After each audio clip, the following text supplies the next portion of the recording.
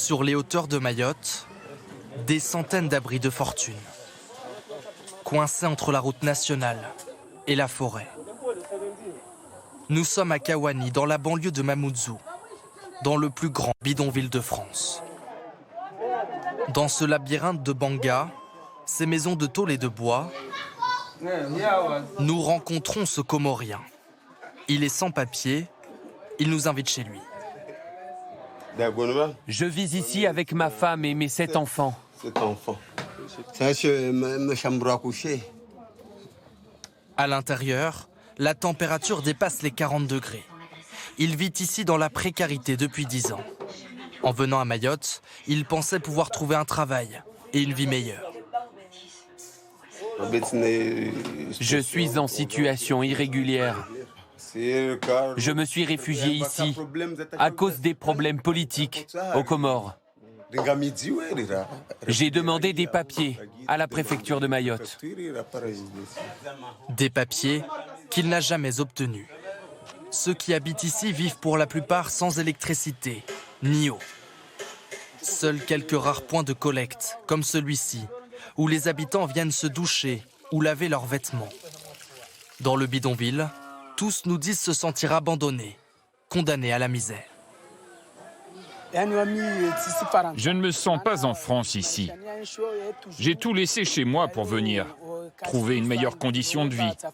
Et quand je suis arrivé, c'est la même chose que là-bas. Les autorités ne font rien pour nous.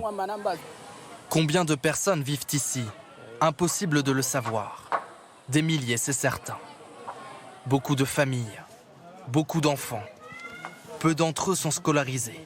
Alors des associations assurent des cours de soutien, comme ici dans cette maison du quartier. On a entre parenthèses -5 plus -7. Après, c'est égal à 12. Ici, des élèves de primaire, des collégiens, des lycéens. Avec des bénévoles, ils revoient les bases du programme. Pour l'association, la scolarité reste le seul moyen de permettre à ces jeunes de sortir un jour de la précarité. C'est important de faire ce qu'on est en train de faire parce que ça va les aider à ne pas les dériver pour aller vers la délinquance. Parce qu'ici, à Mayotte, nous savons très bien que beaucoup de jeunes ne sont pas à l'école. Quelques heures où les élèves s'échappent du cauchemar de la rue et où ils peuvent espérer un avenir différent de celui de leur famille. Daoud a 17 ans. Jusqu'ici, il passait ses journées aérées dans les rues. Là, je suis là pour apprendre, avoir une éducation, essayer d'aller de l'avant et éviter de penser à de mauvaises choses. Ça va me servir pour plus tard, pour avoir un travail, obtenir des papiers et m'occuper de ma famille. J'aimerais être mécanicien. La tâche semble titanesque tant la situation perdure depuis des décennies.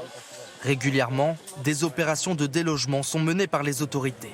Qu'importe, les habitants s'installent ailleurs, parfois sur des terrains privés comme ici. S'engage alors une bataille juridique avec les propriétaires. Aujourd'hui, un collectif citoyen demande une action concrète de l'État. Pour pouvoir les dégager, ça prend des années parce que l'État traîne des pieds. C'est symptomatique de ce qui se passe à Mayotte, où les propriétaires qui ont un titre, ils ont mis 15 ans à récupérer leur terrain. Face à l'ampleur du problème, on peine à croire qu'une solution sera un jour trouvée.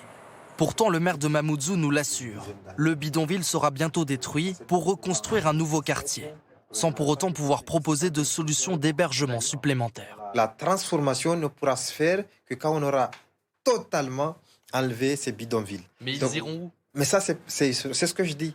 L'enjeu pour nous, c'est reloger le maximum qui rentre dans le droit, qui pourra être relogé. Pour le reste, moi, je ne peux pas répondre. C'est une question que la loi ne me donne pas les moyens d'y répondre.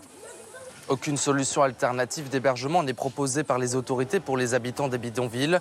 Ici, à Mayotte, on estime que près d'un logement sur 2 est fait en bois ou en tôle.